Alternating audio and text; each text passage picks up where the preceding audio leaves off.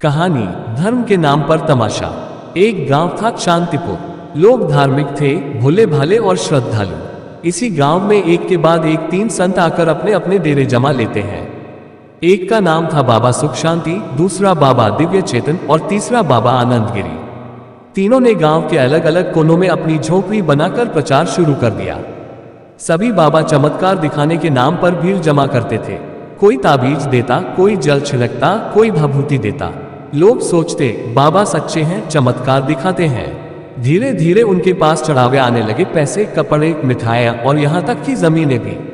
अब इन संतों के बीच प्रतिस्पर्धा शुरू हो गई। सुख शांति बाबा ने पूरे गांव में पोस्टर लगवा दिए, जो भी मेरे दरबार में आएगा उसके कष्ट पल में दूर होंगे।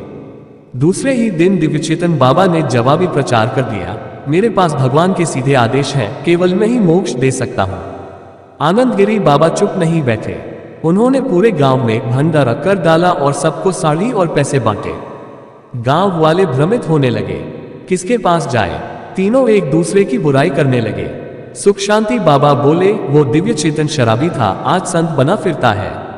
दिव्य चेतन चिल्लाया, आनंद गिरी जेल जा चुका है, काले धन का व्यापारी है। आनंद गिरी हंसता, तुम दोनों बाबा नहीं धंधेबाज हो। मीडिया को भनक लगी। एक न्यूज चैनल ने स्टिंग ऑपरेशन किया।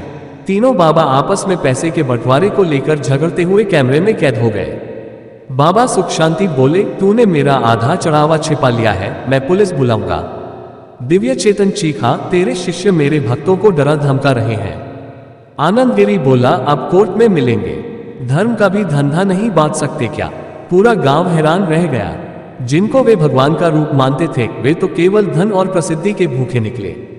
इन्हीं दिनों गांव में एक साधारण वेशभूषा वाला संत आया, संत रामदास जी। न कोई चमत्कार, न ताबीज, न पैसा लिया।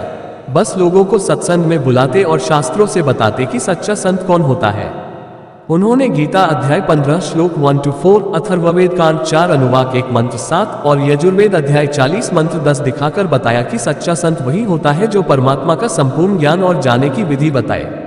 उन्होंने संत रामपाल जी महाराज के बारे में बताया, जिनके सत्संग से हजारों लोगों का जीवन बदला है। गांव के लोग चौंके, पहली बार कोई संत हमें शास्त्र दिखाकर बात कर रहा है। बाकी तो बस डराते और लुभाते थे। गांव वालों ने तीनों नकली बाबाओं के डेरे बंद करवा दिए और सत्य ज्ञान की ओर मुड़ गए। इस कहानी से यह स्पष्ट होता है कि नकली संत धर्म को व्यापार बना देते हैं, जबकि सच्चा संत शास्त्रों से प्रमाण देता है और मोक्ष की सही विधि बताता है। आंख बंद करके किसी के पीछे न भागे, शास्त्रों से संत की पहचान करें।